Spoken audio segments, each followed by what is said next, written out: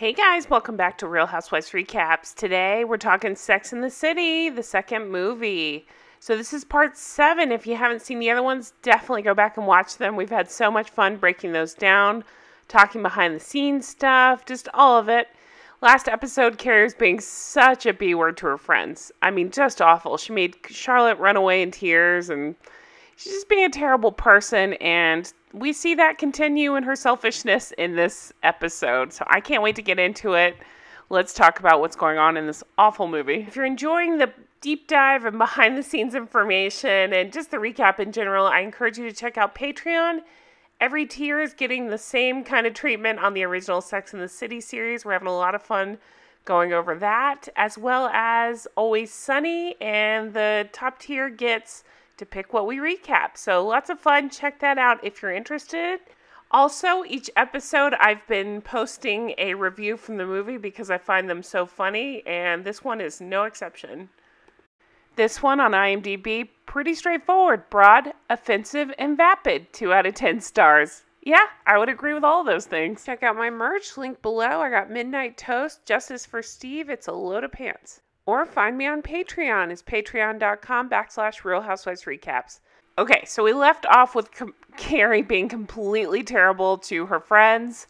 Samantha has a date with the hot architect that happens to be staying at the same hotel. He takes her for her first hookah experience, and there's some stuff going on here where she puts a pipe in her mouth, and he is very excited about this.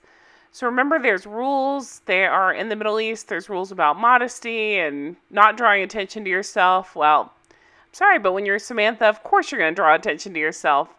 They're very flirty. He says if this were Paris or Madrid, he'd be all over her. But here, such things are forbidden, and he makes him feel like a boy again. She plays with his junk, and he stands up, and we get to see he is very excited to see her. So the man at the next table is not at all impressed with Samantha's display, doesn't like what's going on, and he ends up reporting her. They walk off to have a date on the beach. As they're doing this, that's when you see that he's been talking to the police, and we'll go into what happens next. Meanwhile, they cut away to Pouty McPoutface. I'm talking about Carrie. God, she's so obnoxious. Okay. So last episode, she kissed Aiden. So now, because she did this terrible thing that her friends said don't go out with him. It's a bad idea. She had to be such a bitch about it. Go anyway, smooch him once, and then run away crying, and now is ruining everybody's time. She kept saying, what do I do? What do I do? And they all said, sleep on it. Don't call him. So what does she do? She calls him. She dumps this news on him and then is surprised that he doesn't just instantly, forgive her or understand why she would kiss another guy while she's in the Middle East. It just, classic Carrie, but dialed up to 10, right? Where it's just all about her, and why wouldn't Natasha forgive her for sleeping with Natasha's husband? Why wouldn't Aiden want Big to come out to his country house when she cheated with Big? Why wouldn't these people understand? Why wouldn't her husband understand that she's kissing guys? I mean, it's to say it makes no sense. It's like a load of pants times 10, right? It's the biggest load of pants. Her whole personality is a giant load of pants. Okay, so obviously Big isn't happy about it, and oh, she said somehow we kissed. Duh, of course you did. Okay. So much going on. She gets a phone call right back, and she's like, I was going to call you. Nope, not Big calling back, because she can't check caller ID. But she finds out that Samantha has been arrested, and she's calling. She says, get down here. Carrie wakes up Miranda and says she's been arrested. She has been arrested for having sex on the beach. She's at hotel security. She needs a lawyer. So, of course, Miranda springs into action. And we find out Samantha is saying, we didn't have sex on the beach. We were just kissing. The manager arrives and says, ladies, can you wait outside? Of course, Miranda stays with her as her attorney. This is just silly, right? We don't know how it works on Abu Dhabi. Is she allowed to have her attorney in here? Why are we having this conversation? This is stupid. Meanwhile, Carrie goes back into full-on selfish bitch mode. Her friend is being arrested. She's in big trouble. They're trying to figure out how to get out of it. But what does Carrie do? She talks about herself. She's struggling, you guys. She's having a hard time. Forget her friend who's been there since the beginning, Samantha.